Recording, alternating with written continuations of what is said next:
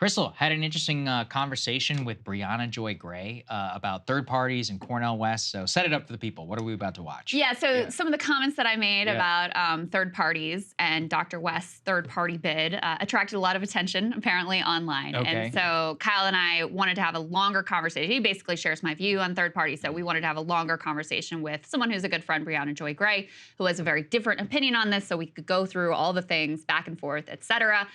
It's going to be available on Krystal Kyle and Friends Substack. If you guys want to subscribe there, you can get the whole thing on Friday this evening. Otherwise, we are going to post this clip now that you can watch and enjoy and take from it whatever you will. Here you go. Welcome, everybody, to a special edition, I'd say, of Krystal Kyle and Friends. Not only is it Krystal Kyle and Friends, it's also sort of like a dual thing going on. We got Briahna Joy Gray in the house, and this will be on her channel as well, the Bad Faith podcast. Little crossover episode. Little crossover episode. Love that for us. Definitely, definitely. Looking forward to it. So we're going to discuss Cornell West's campaign and everything around that. And I just want everybody in the audience to know, because I don't know if we've said this publicly before, that like he's been invited on multiple times, and he just hasn't come on yet. And, you know, this goes all the way back to when he launched. Yeah. We invited him on. He hasn't come on yet. You know, will he eventually? I don't know. You know, it's up to him. Ball's in his court. And we had him on before. We had him on before, before he announced his campaign. I mean, we're going back to when the People's Party thing launched. Right. We invited him on all the way back then too, and just haven't heard back or anything. But I just don't want people to think we're debating Cornell West, but like Krystal and Kyle are refusing to talk to Cornell West. We'd love to talk to Cornell West. We want to have him, you know, we'd love to have him on at any point in time to discuss anything and everything. So we're going to discuss his campaign a little bit here. And so I want to lay out what my position is, and then Brie, I'll turn it over to you, and you can respond to it. And Krystal, you can jump in at some point and say what your position We'll is. go through all the things. We'll go through all the things. So here's my, first of all, in the Democratic primary, because I'm a registered Democrat in New York, I will be voting for Marianne Williamson. Very happy and proud to say that. I'm the chief Marianne Williamson bro out there. I'm leading the charge. Now, in New York, I'm in a safe state. So would I vote for Cornell West in New York? Yes, because I have a 95% agreement with him on policy, and I think it would be nice to get the Green Party in a position where if they become more viable because we get ranked choice voting or something, it'd be nice to grow their popularity a little bit. And when we get ranked choice voting, I think they kind of automatically become a lot more viable. So I'd like to help out in that process. But if I'm in a swing state and it's Biden versus Trump, I'm at the point now where I don't even think it's a tough call. I would definitely vote for Biden, because either in that situation, even if other people are running, either the Democrat or the Republican is going to win. And in my estimation, Biden has definitely passed what I would describe as my bare minimum purity test. And I think if it's him or Trump, or even him or DeSantis or anybody, he just blows them out of the water. And so I think I'd happily vote for Biden in that instance. Your response? So I similarly was voting for Jill Stein in New York in 2016. I did the same. And I also happen to believe that strategically it makes the most sense to apply pressure to the Democratic Party by voting for not Biden in a primary. Marianne Williamson is obviously the most progressive candidate in the primary, and then vote for Cornel West in the general. And I know there are a lot of people in my audience who are frustrated by that plan because they think that it takes something away from Cornel West's run, or it affirms the Democratic Party in some way to vote for Marianne Williamson running as a Democrat. I don't feel that way. I feel it's a little hypocritical to have that position, given that we all just enthusiastically voted for Bernie twice in the primary the last two rounds. You can make a distinction saying that Bernie was an independent, and he always identified as an independent, and Marianne Williamson doesn't have that kind of cloak of distance from the Democratic Party. You can say what you want. I don't see those things as mutually exclusive in the least. So that is also my plan. I differ from you only insofar as that I would say it's a more difficult choice in a swing state to decide what you're going to do. But I frankly respect people who feel comfortable. It has not been something that I have to contend with, but I respect people who feel comfortable voting third party even in swing states. And the reason is this, and it goes back to that early bad faith viral Noam Chomsky interview, in which I asked him about a month before the 2020 race. Look, I said, I take your point. Let's say Trump is an existential threat. Let's say that he's a unique threat among all Republican candidates. My concern is that every year, because we all vote for blue no matter who, because most Democrats vote blue no matter who, or most left-leaning people do, the message that gets sent out is that Democrats don't have a bar. You can go as low as you want, as close to the Democratic Party as you, Republican Party as you want, and there's a ratchet to the right effect. And Republicans know that they can keep being more and more extreme. And so I want you to explain to me what you predict to be the stopping point at which we're no longer saying this new Republican is the worst that has ever happened. This new Republican is the worst that has ever happened. Tell me you're not going to be saying the same thing about Ron DeSantis or Vivek Ramaswamy or whatever other person comes down the pike. And he was unable, in my subjective view, to respond credibly to that claim. So if somebody could tell me strategically what the stopping point is going to be of making this argument of the lesser of two evils, I would be open to the idea that, okay, this is the last one. Donald Trump, fine. He tried to steal the election, fine. That is a new line that he has crossed. But absent an acknowledgement that we are creating our own destiny by lowering the bar in these ways, I'm not comfortable coming out and criticizing anybody who no longer wants to be complicit in that kind of a system that's enabled the Democratic Party to not have a primary, treat Marianne Williamson as badly as they've treated her, treat Bernie Sanders as badly as they treated him, and openly come out and say they don't have to hold a free, fair election. The DNC argued that in court. You know? So let me explain a little bit of my position. I think that'll help respond to some of what you said there. And I'm also curious to dig in a little bit more to your analysis of how the Biden administration has actually been in reality. So last election in 2020, I did live in a swing state. I lived in Virginia, still live in Virginia, registered in Virginia. And it did not feel good to vote for Joe Biden, but I decided to vote for Joe Biden, which is something I said publicly at the time. But I said something very similar to you, which is like, listen, this was not easy for me. If you, wherever you live, swing state, not swing state, et cetera, you do whatever you analyze is the right thing to do. And the reason that I voted for him primarily at that time, even though I thought he had an atrocious record in the Senate, even though, complicit in the Iraq War, complicit in bad trade deals, complicit, like terrible things on crime, all that stuff, right? The primary reason I voted for him was because of the National Labor Relations Board. And because labor politics and building out union power in this country, to me, is one of the most important goals and something that I think we all share and leftists generally believe. Now, in retrospect, not only do I feel good about that vote, he's actually surprised me. Now, I've got all kinds of issues, right? On the National Labor Relations Board, though, specifically, they just issued a ruling which could be a complete game changer for unions. And just to explain to people a little bit, basically, in the past, bosses could union bust with impunity, no accountability. Now, the process going forward is completely changed. If bosses are caught union busting, then that's it. There's no more election. It's canceled. They have to recognize the union and start bargaining with them. That's the biggest shift in labor relations we've had in our lifetime. So that's why at this point, I'm not only, it's likely I'm a Marianne supporter as well, but we can all see the most likely outcome is it's going to be Trump versus Biden. Not only would I say that protecting the Biden National Labor Relations Board is important enough for me to vote for Joe Biden, but it is important enough that I would actively encourage, but I'm not going to shame them for whatever they decide to do, but I would actively encourage people who are in a swing state to vote for Joe Biden, if for no other reason than to protect that board. So I think that's a perfectly defensible position. And I had this conversation on my podcast in the last episode, and there were people who would characterize that position as, you've heard the thing, you've been on the internet, being too credulous about Biden or, being too comfortable in one's own position in life and not needing enough change and being happy with the status quo. People will say things like that. I think actually that if your priority, if you believe the path to meaningful change is going to primarily come through a kind of, I don't say this dismissively, but a kind of labor incrementalism, meaning there are meaningful labor gains that happen, but are not the type of which would radically transform the system the way that some people want to happen in a shorter term. And the way that some people might argue Bernie Sanders represented his movement as the goal of being, then that's a defensible position. But I have to hold space for the reality that there are people for whom, even as significant as those labor gains are, it's simply insufficient.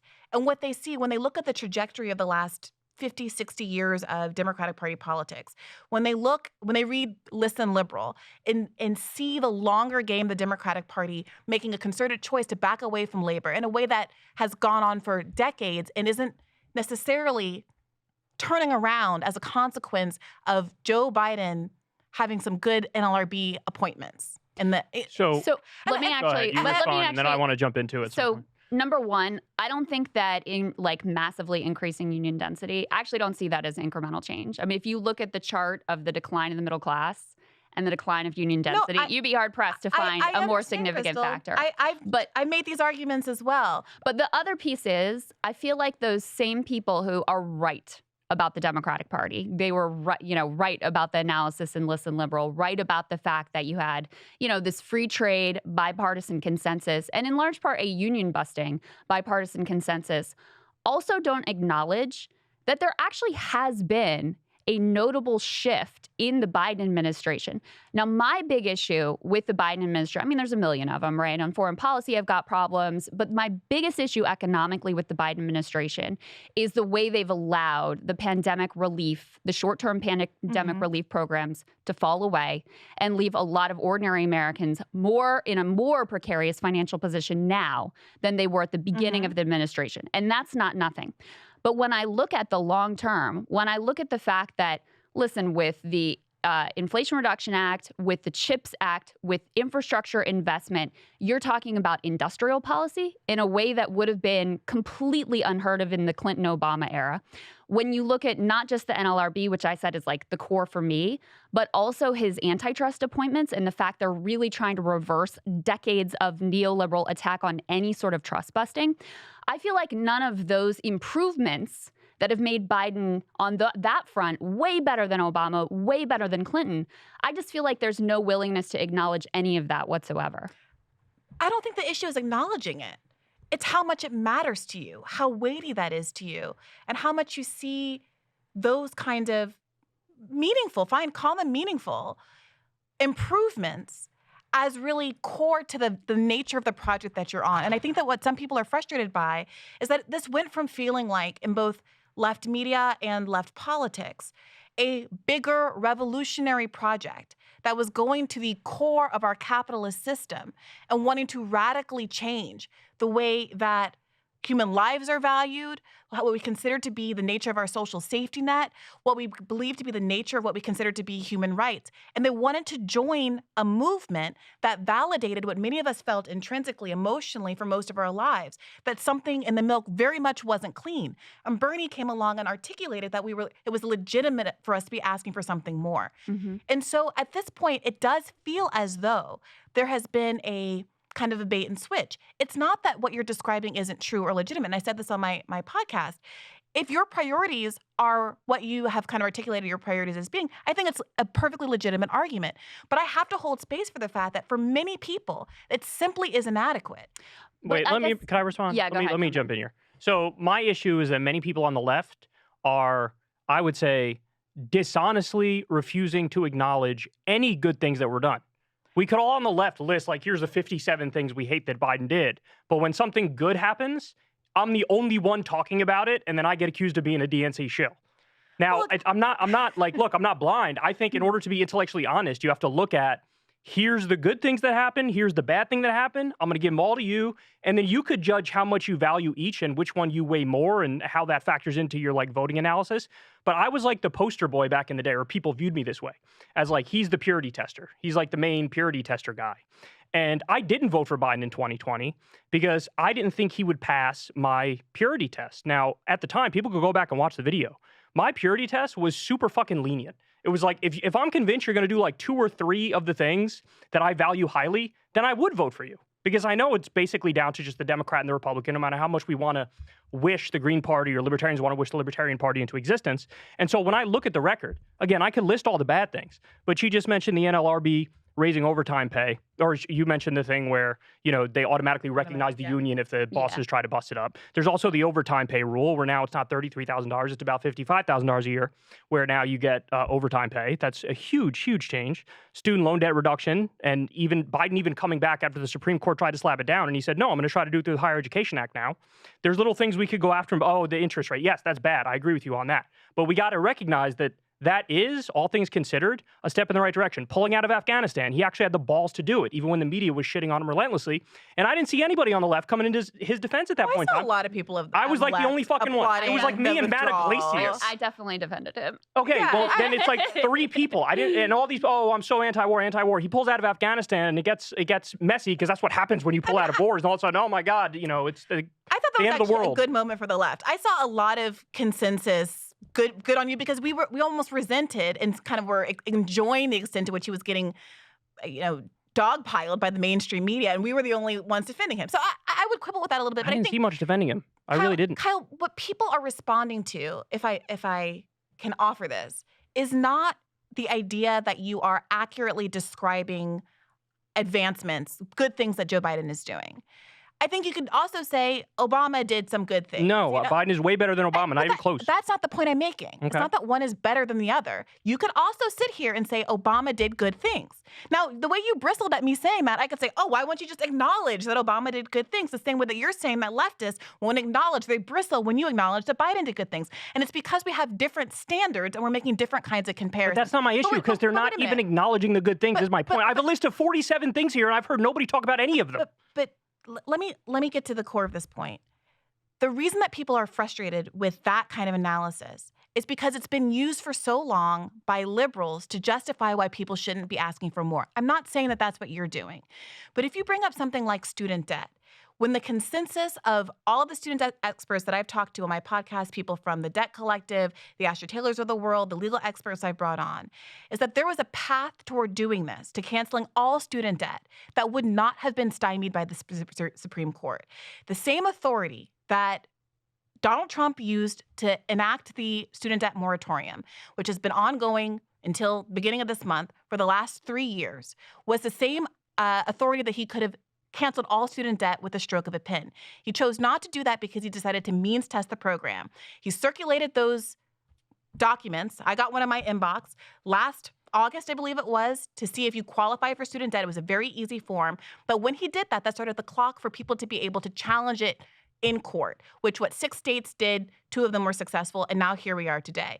Not only did he decline to do the unstoppable mechanism to actually cancel all student debt, he additionally chose to use a legal authority, which when many legal experts said was the most vulnerable one. So you're now saying, no, he could have used the Higher Education Act. He did. He did. He could have done that in the first instance. But he didn't, and now he tried it again through the Higher Education Act. The idea that it's a conspiracy, he doesn't want to actually cancel it. No, he appealed the case 4 or 5 times. Kyle, and then at the end of it, when the Supreme Court said, no, you can't do that, he said, fuck you, I can. And he did the Higher Education Act. That's exactly what we wanted him to do. Then he does it, and people go, oh, that's not good enough. And it's like, that's ridiculous. There, Kyle, what we wanted him to do was first and foremost, just cancel the student debt. No. I expected him to do nothing on student debt. This is the point I'm trying to get across to you, is that I expected nothing from Biden, and he did way more than I expected. So let's be honest about that. It's not about your expectations. We have different expectations. Of course I'm going to talk about it through my expectations. I'm me. But I want to pivot this conversation a little bit, because what we really have is a tactical disagreement. We could quibble about student loan debt. We could quibble about all kinds of aspects of the Biden administration. All of us would like him to do more. There's no doubt about that. But hold on a second. Our political aims are ultimately very similar. But I do think the student loan debt example is instructive, because it shows what has been effective in terms of securing real gains versus what has been ineffective. Jill Stein running in 2016, I don't think she was a spoiler, but the Democratic Party thinks she was a spoiler. They put that out to the public. So in the theory of change, where a third party would force all of this revolutionary change on the Democratic Party, that should have worked. But instead, it served to allow the Democratic Party to basically demonize and dismiss third-party efforts, and then they prop up Joe Biden. So that definitely didn't work. However, the fact that Joe Biden had to be on a primary debate stage versus Bernie and Marianne and a whole lot of Elizabeth Warren, a whole lot of other people who were pushing him on student loan debt cancellation, forced him into a position of doing something when he 100% would have done nothing otherwise. And we can see that now because, the fact that they've basically blocked any sort of real democratic process within the Democratic primary has made it possible for him to literally promise nothing for this next term thus far. So you can see how the third-party effort was not successful in bringing about whatever revolutionary change people want to see. And the process that Bernie engaged in and that Marianne Williamson is engaging in now was far more effective in actually delivering results. And that's what I'm focused on. So, first of all, you, I think, are both fundamentally, dramatically overestimating and overstating and giving way too much credit in that you can make your labor point, the student debt point. Absolutely not. Joe Biden promised and coerced people to the polls by saying he was going to cancel at least $10,000 of everybody's student loan debt and moreover cancel all student loan debt for graduates of HBCUs. And he went down to Georgia, a state that he not only needed to win for the presidency, but needed to win for the Senate, and where there are 3 of the major HBCUs in the United States of America, made that promise and people knocked doors and turned people out to the polls on the basis of that promise, which he immediately stopped talking about the second he got elected and reneged upon. He also knew the authority that he had to cancel all student debt. And I know because all of these student debt advocates have been talking about how they were directly liaising with his office and communicating these points, and they chose to ignore them and do a plan that he knew could be obstructed. You can say it's not a conspiracy theory, that's conspiratorial thinking, but it's either a conspiracy or he's an idiot. Those are the options. And I'm not especially comfortable in validating either of those things. Now, you were saying that you were looking through the prism of your own perspective. No, I was saying I expected nothing from him, like we all expected nothing from him. Absolutely not. The people that he promised— I expected nothing from him. Wait a minute. I expected nothing of Joe Biden. He was the guy who brought us NAFTA. He's the guy who brought us the Iraq War. He's the guy who wrote the Patriot Act, who wrote the crime bill. I expected nothing of him. When a presidential candidate makes a promise to people and lies to them in order to get them to go to the polls, I believe it's my job as a member of independent media to make it clear so that people don't fall for those kinds of mistakes going forward. People, if Biden wants to run as I'm a milquetoast incrementalist who's just better than Trump, he can feel free to do that all day and night, and then he would have lived up to the expectations that he set for himself in the context of a primary campaign. He did run as a milquetoast. He promised to cancel all student debt for every graduate of an HBCU and $10,000 to $20,000 of student debt for people who earn less than $125,000 a year. Now, that might not matter to you, and I defend you guys against claims that, you don't care about this stuff because, you're out of touch and it doesn't affect you in material. I think that some of those claims get really silly and overly personalized. But Biden made a choice to tell 44 million Americans who have student debt that he was not only going to not fulfill his promise to them, but that in the middle of the debt ceiling argument of a couple of months ago, the one thing that he was going to bargain away to get the debt ceiling passed was ending the student loan moratorium. So now it's not me. I'm not the one in control of whoever votes. He has to make the case to those 44 million Americans who's he's starting their student debt up. That's right. Months before an election. Is the plan stronger or weaker than what you expected? Because it's way stronger than what I expected. Way weaker than what I expected. I expected nothing from him on student debt. Nothing. The real question, though, is we all want all of the debt to be canceled. Duh. Yeah, of course. What is the most likely path to get us there? It's not Joe Biden, obviously. Hold on. But I don't see how Cornel West getting 5% of the vote and unintentionally helping to reelect Trump, doesn't get us there at all. Let's get into that. So for whereas two things, if you have a primary contender actually able face-to-face to pressure him, we have seen the way that Krystal. Can potentially work. Those things aren't mutually exclusive. So why is that an argument against Cornel West? It doesn't have to be exclusive, but do you think that the project of defeating Trump is worthwhile at all? Because I would turn back on you. You asked the question, where's the bottom of the lesser evil question? Where does that end? I would turn it back on you and say, where does it become not just a lesser evil, but actually this person is significantly better? And I would say that Biden, for my disappointments with him, for all of the things that I talk about plenty, including disappointments on student loan debt, including on the pandemic relief that I talked about, including on the railway, all these things, right? Ukraine. At what point, though, do you acknowledge that this person is a lot better than Donald Trump? And so when you're in this binary choice where let's not pretend like Cornel West is going to be president of the United States, it is worth making the choice in that situation to reelect Joe Biden and get the NLRB and get the antitrust stuff and get what is at hand to be gotten in this moment and live to fight another day. So for one, Krystal, somebody might say, and people did make this exact argument against Bernie Sanders. Fine, he's on the stage, but I'm not going to vote for him. I'm not going to weaken the person who's ultimately obviously going to be the president of the United States. Why not vote for Biden in the primaries? Why? And you're wrinkling your brow because it's a ridiculous argument. I completely agree. I don't see the argument for Marianne and against Cornel West. They have nothing to do with each other. You can vote for Marianne in a primary. You can be happy that she's on the debate stage, which obviously they aren't allowing, which is material to this argument, I've got to say. Some people you're saying, what is the Green Party going to do? The Democratic Party has demonstrated that it won't host a free and fair and open primary. Wait, I get that. But how does Cornel West getting 5% of the vote and helping unintentionally to reelect Trump, how does that move us towards our goals? So two things. One, you said this in the now viral clip, that just framing Cornel West as the spoiler, looking at those polls. In those polls that you referenced, Biden is losing in both of them, with or without Cornel West in the race. Now, well, Cornel West makes it worse. Cornel West makes it incrementally worse. I just want to clarify one thing. I'm not blaming people or saying like it's their fault for Trump getting reelected or whatever. But I am saying we would like it if the way the Democratic Party responded to Cornel West would be to cancel all the student loan. But we know that's not reality. And so we know that what ought to happen and the reality of what will happen are two very different things. Let's get to the second point. Yeah.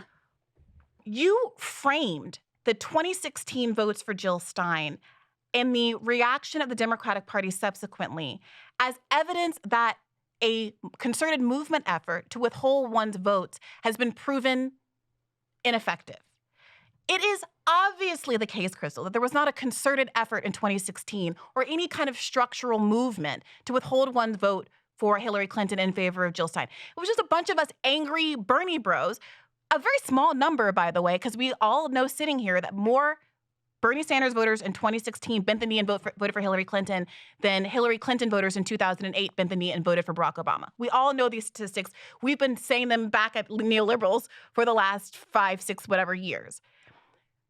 That being said, there was no argument to control the media narrative and present an opportunity for actual leverage and change. So there wasn't like a group, there was no spokesperson, there was no politician, there was no left media that was saying, here, I have a organized movement, an organized group of people who are willing to actually change their mind and vote for the Democratic nominee in exchange for various concessions. That didn't exist. And I'm, by the way, not advocating for it. I know that some of my friends like Nathan Robinson have said that Cornel West should do exactly that, say that he'd be willing to drop out in exchange for various concessions. I think that's better than nothing. I think that's more than, frankly, I love Marianne and I hope she's successful, but that's more than Marianne is likely to get out of this. However, that is not even my plan, my perspective. Yeah. What I am saying, though, is that knowing that the Democratic Party is fundamentally not willing to be fair. They're willing to rig the election. They're willing to change the order of the states. They are willing to completely block Marianne out of the media.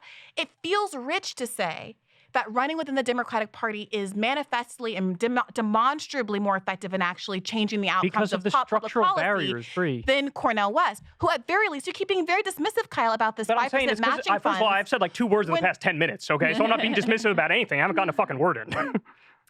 Okay. What is it that you're chomping at the bit to say, It's the structural barriers against running as a third party. As rigged as it is by the DNC against outsider Democrats, which it definitely is, it's even more rigged against third parties, which is why they always get like 3% of the vote. Which is literally why Bernie got 43% of the vote. Which is literally why people feel it is a structural advantage to get someone like Cornel West to 5% of the vote so they can get federal matching funds.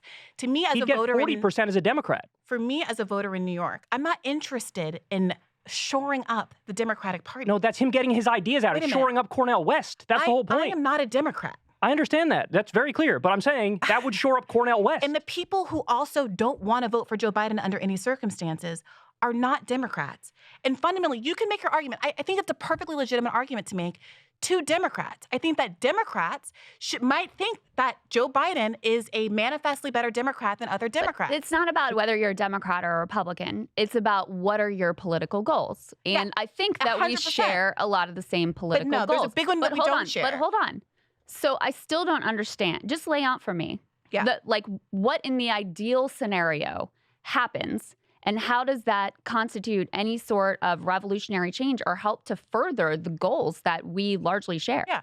I think for one, getting federal matching funds for third-party candidates, since I believe third parties are going to be a much better vehicle to actual meaningful change in this country than the Democratic Party, is infinitely more significant a goal. But than, third parties haven't gotten a single electoral vote in 50 it's like round years. and round and round and round. No, but in a it's circle. true because, I mean, look at Ross Perot had all the money in the world. It didn't matter. He didn't get one electoral He vote. didn't get one electoral Do you agree vote. that ranked choice voting needs to come first? That's the system. important question. Do you agree that if we get ranked choice voting, then yes, overnight third parties become more viable. that Cornel but until we West- get them, they're not viable. I think that Cornel West running in a general election where he has been doing this. He's been talking about ranked choice voting in interviews, but continuing to talk about how the onus is on the Democratic Party to prevent the spoiler effect.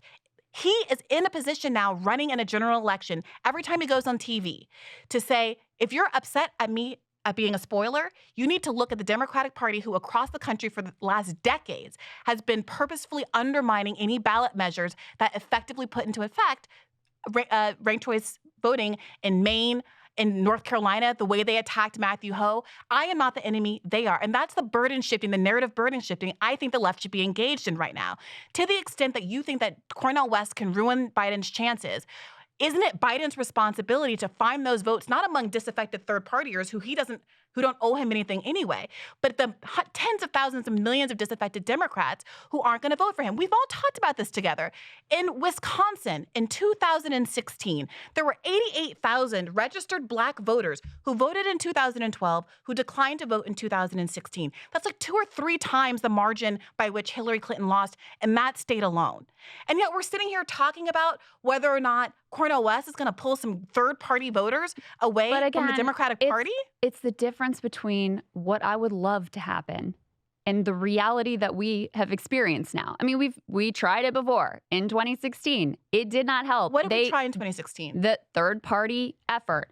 Jill Stein was not a spoiler. It is not those voters' fault who voted for you, like you guys that voted for Jill Stein. But she got blamed anyway. Trump. But she got blamed. And then the left was further marginalized as a result of it. So I don't see the connection. If I did, I would love to vote for Cornel West. It would feel way better to vote for Cornel West. I share his politics almost 100%. But I don't see the connection between voting for Cornel West and achieving any of the aims. And I see a much more direct connection between protecting the Biden National Labor Relations Board and allowing this little budding, exciting, amazing, potentially transformational labor movement to actually grow. Whereas if Trump gets reelected, which is, listen, it's the fact, based on how the Democratic Party is going to respond to Cornel West's election bid, it is more likely that Donald Trump gets elected with Cornel West in the race. And that, to me, is a massive loss because we know what his record is. We know what his National Labor Relations Board was. We know who his labor secretaries were and how they were engaged in all this union busting. And so I see a much more direct connection between that moving the ball in our direction than, Cornel West getting 5% and either his candidacy not really mattering at all or being used once again to, smear the left and marginalize the left and say these are just the people that are interested in getting Trump elected. So to that second point, I'm just going to be honest. Not only do I not care about arguments that the left is going to be smeared, I think it's silly because no matter what we do, the left is going to get smeared. Bernie won Nevada, and it was, oh my God, we're going to decapitate people in Central Park.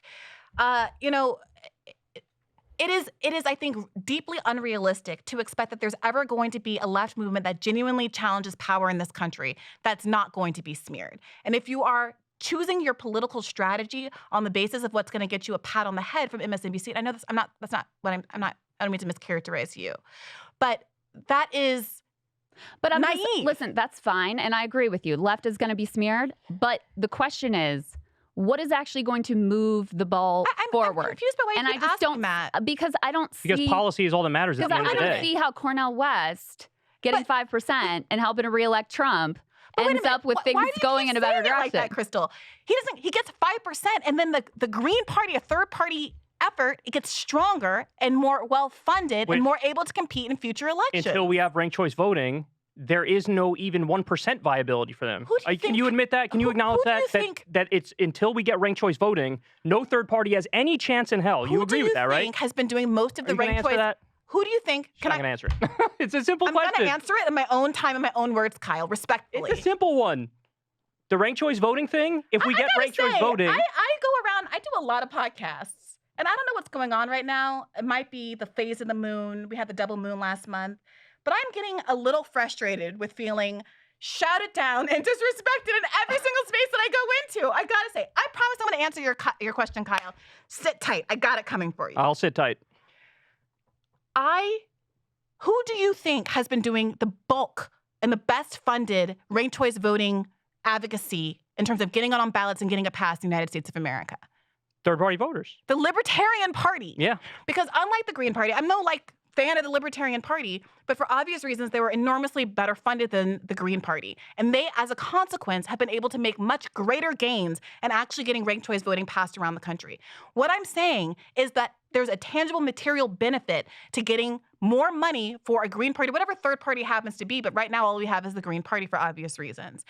Getting them more money to do the work across the country to advance third parties, ranked choice voting rather, is exactly the goal that you're articulating. So yes, I do see a direct connection between your goal, your stated goal of getting ranked choice voting and voting for the Green Party. You know who's not gonna fight for ranked choice voting? The Democratic Party. Here's my point. There's not even a 1% chance or a 0.1% chance of Cornel West winning unless or until we get ranked choice voting. So I have to be honest, I feel like it's self-disenfranchisement to really put all your effort into third parties before we get ranked choice, putting the cart before the horse, in my opinion. That's my point. And on the issue of Democrats versus Republicans, we know either the Democrat or the Republican is going to win. And clearly we have a disagreement in terms of how good of a job Joe Biden is doing. Because like I said, I expected nothing of him, Briahna. I expected, this is the guy who brought us the Iraq War and the Patriot Act and NAFTA, and he's like the poster child of the conservative Democrat and the neoliberal. But then he gets in office and he does all these things which shock me. He massively reduced the drone war by over 90%. He, like I said, pulled out of Afghanistan. The Supreme Court overturned the EPA's ability to regulate greenhouse gas emissions. And the Democrats slipped into the IRA a provision that redefines carbon as a pollutant, which then allows the EPA to start protecting the environment again. If we didn't get that, and yes, that was brought to us by Democrats, we would be beyond fucked on the issue of climate change. We still are, but we'd be even more fucked if the EPA couldn't do basic EPA stuff. We have project labor agreements for hundreds of thousands of construction workers. That came to us from Biden. $15 minimum wage for federal contractors and employees. That's from Biden. Gun reform with red flag laws and closing the boyfriend loophole. Those are definitely good things. Ketanji Brown Jackson on the court. A George Floyd executive order to create a registry of abusive cops. We have the PACT Act, which is healthcare for veterans exposed to toxic burn pits, which every single Republican voted against. He added 800,000 manufacturing jobs. I didn't expect any of these things. So when I talk about Biden the way I do, is because none of these things were on the menu and we got them. So now when I look at the fact it's either going to be Trump or Biden, a standard generic Republican or standard generic Democrat, the way I feel now versus the way I felt in the past is like, oh, this is definitely way better. If you asked me in 2019 or 2020, I'd be like, I don't know, man, flip a coin. 52% maybe a Democrat's a little bit better than a Republican. Now I'm looking at it like, it's not even close. One blows the other out of the water, and all I care about is the policy. And when we have all these policies, I mean, we have a 15% corporate minimum tax rate now.